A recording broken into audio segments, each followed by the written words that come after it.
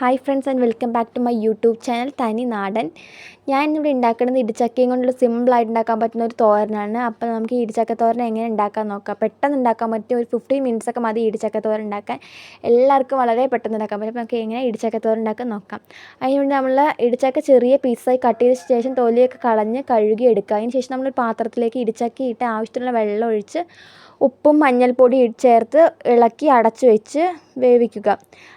വേവിച്ച ശേഷം നമ്മൾ അതിൽ ഇടിച്ചക്ക പാകത്തിന് വെന്തതിന് ശേഷം നമ്മൾ ഇടിച്ചക്ക ചൂടാറിയ ശേഷം ചതച്ചെടുക്കുക. അല്ലെങ്കിൽ നമുക്ക് മിക്സിയിൽ വെച്ച് ഗ്രൈൻഡ് ചെയ്തെടുക്കാം. ഓവറായിട്ട് നമ്മൾ ഗ്രൈൻഡ് ചെയ്യാൻ പാടില്ല. പാകത്തിന് നമുക്ക് ഈ ഇടിച്ചക്ക ഉപ്പേരി കടിക്കാനൊക്കെ കിട്ടുന്നു ഇടിച്ചക്ക. അപ്പോൾ അതിന് ആവശ്യത്തിന് പാകത്തിന് ചതച്ചെടുക്കുക. അപ്പോൾ ഞാൻ ഇവിടെ ചെയ്തെങ്കിൽ ചതച്ചെടുക്കുകയാണ്. അതിന് ശേഷം നമ്മളൊരു കടായി അടുപ്പിൽ വെച്ചിട്ട് അതിലേക്ക് എണ്ണ ഒഴിച്ച് കടുക് പൊട്ടിക്കുക. അതിന് ശേഷം നമ്മൾ അതിലേക്ക് പച്ചമുളകും കറിവേപ്പിലയും ഉള്ളിയും ഇട്ട് നന്നായി മിക്സ് ചെയ്യാം. ഈ പച്ചമുളകും ഉള്ളിയും കറിവേപ്പിലയൊക്കെ നന്നായി വഴണ്ട് വരുന്നവരെ മിക്സ് ചെയ്യുക. അതിന് ശേഷം നമ്മളിവിടെ വേവിച്ചിട്ട് ചതച്ച് വെച്ച ഇടിച്ചക്ക അതിലേക്കിട്ട് നന്നായി മിക്സ് ചെയ്യുക. ഇടിച്ചക്കയും ആ ഉള്ളിയും എല്ലാം കൂടി നന്നായി മിക്സായി വരുന്നവരെ നമ്മൾ നന്നായി വഴറ്റിക്കൊണ്ടിരിക്കുക.